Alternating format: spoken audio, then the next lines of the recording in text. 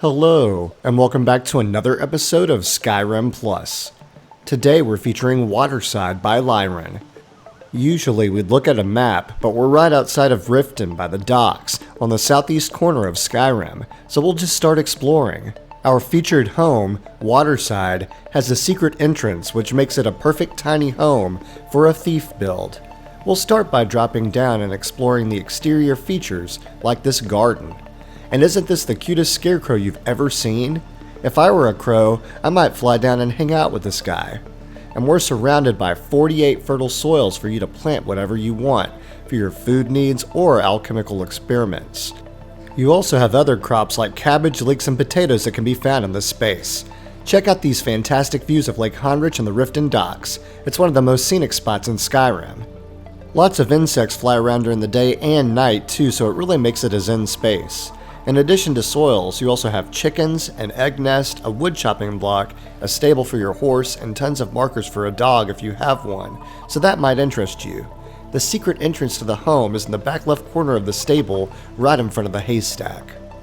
And when we enter our tiny home, we have an immediate view of this nook.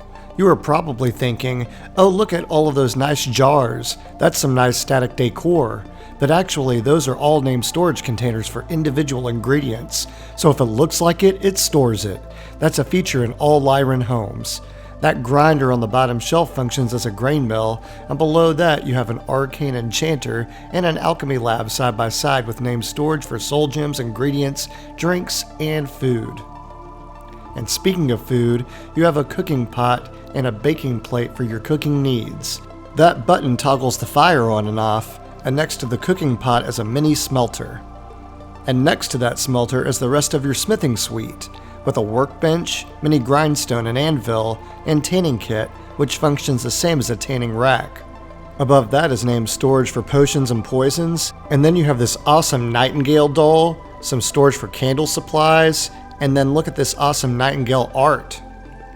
As we turn to the next wall, you have a tapestry with a nightingale symbol above a weapons rack for 2, and here's your ladder up to the hutch door.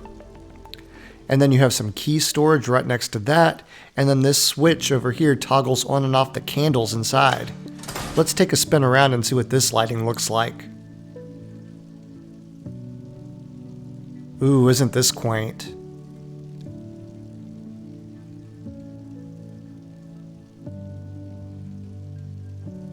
We're going to see this area over here in just a moment. Let's flip the switch back on. Okay, next to that we have some safes for you to store your valuables, a place to store your scrolls, another nightingale doll and a raven, and a lot of places for name storage for individual items for smithing. Now when I first entered, I turned and my big butt knocked over this necklace from the key storage. You'll probably find it there, but I've knocked it off on the ground. We're going to take this necklace and check out its effects at the very end of the video. I think you'll like it.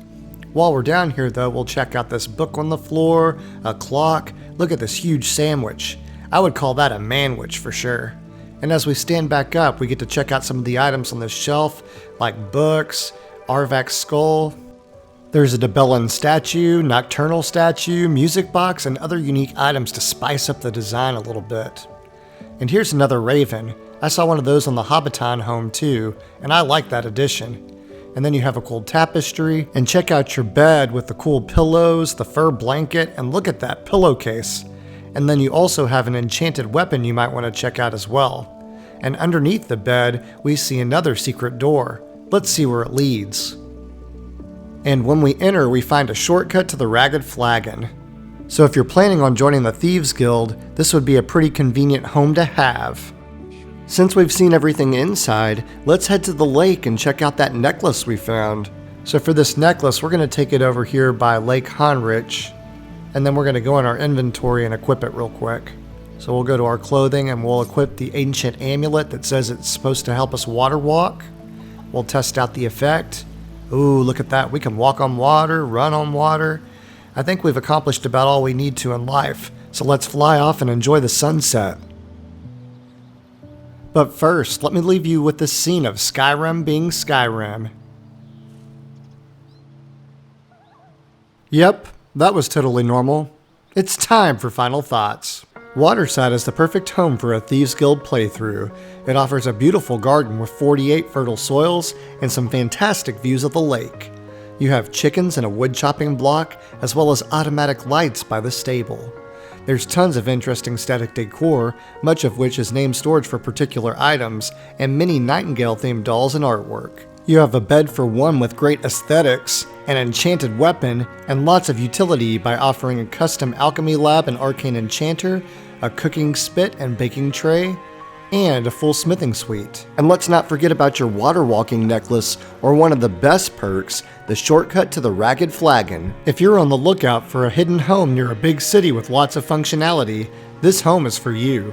This concludes our feature of Waterside. If you enjoyed this content and want to see more, don't forget to like, comment, and subscribe.